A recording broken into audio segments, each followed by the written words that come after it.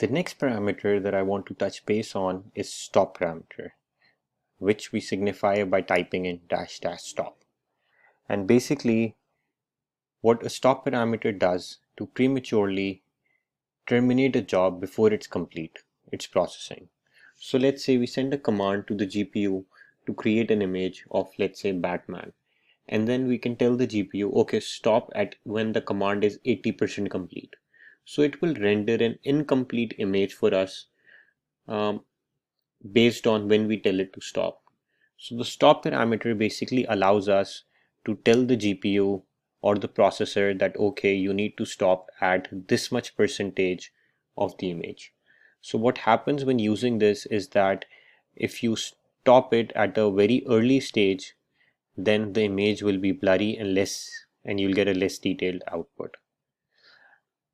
But if you stop it at a higher value, then your output will be closer to the actual output image. Now, how does this get useful?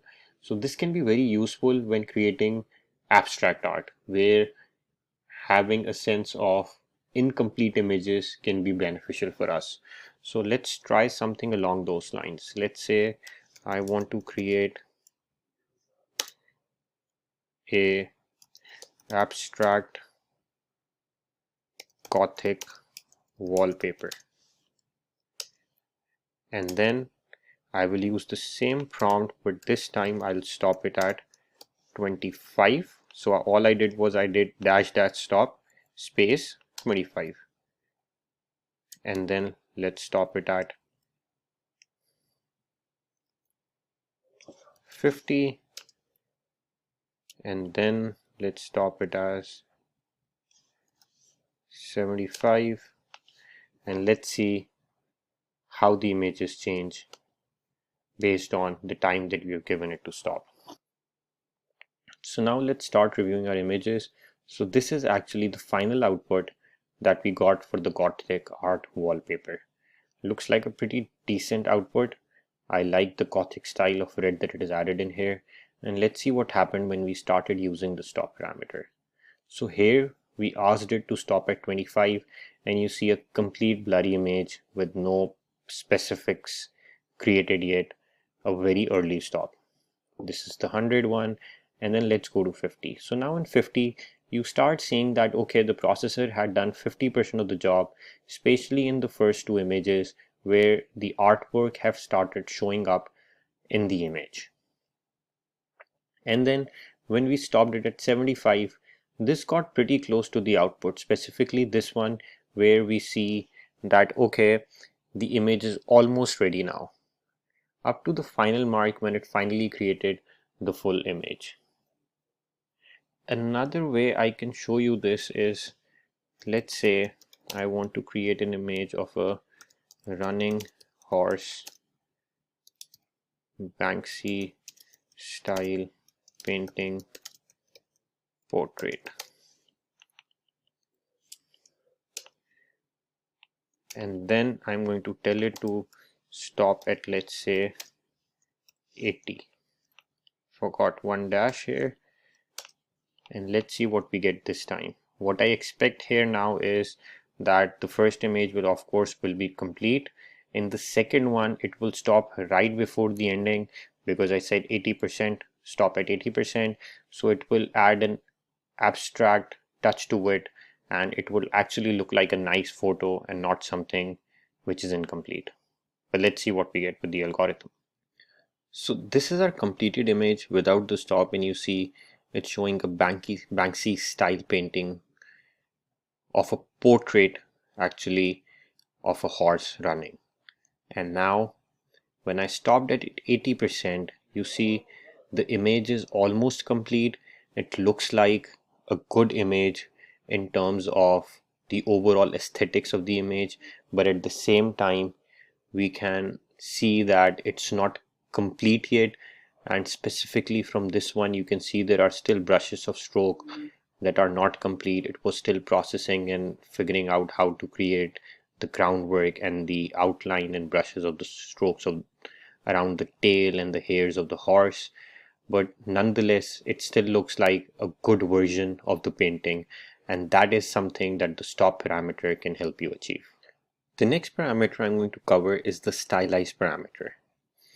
So to give you a bit of a background, the Midjourney bot has been trained to generate images that prioritize artistic color, composition, and forms.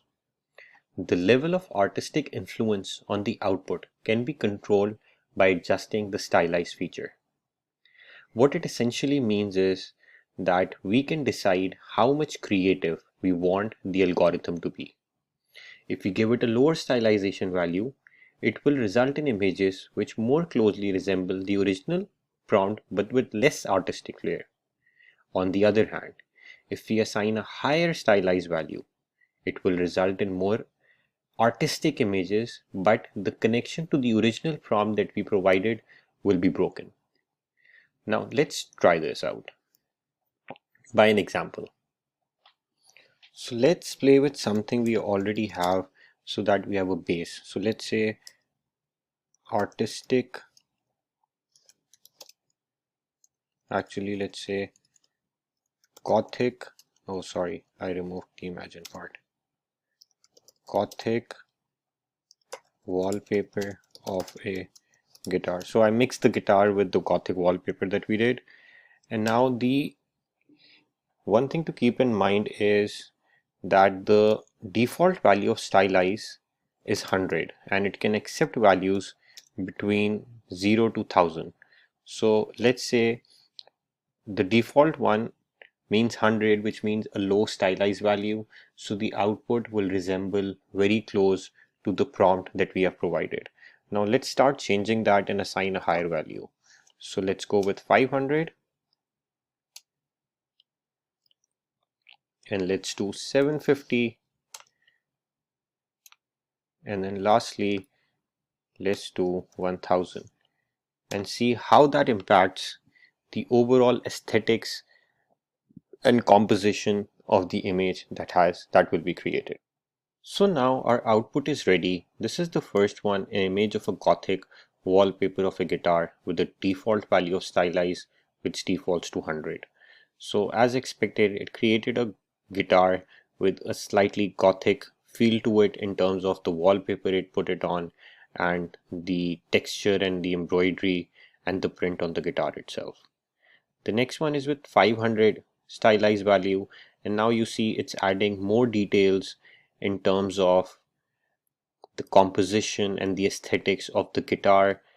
Here you see there are a lot more embroidery or the print that is on the guitar, and here you see a lot more going on in terms of the wallpaper that we have added.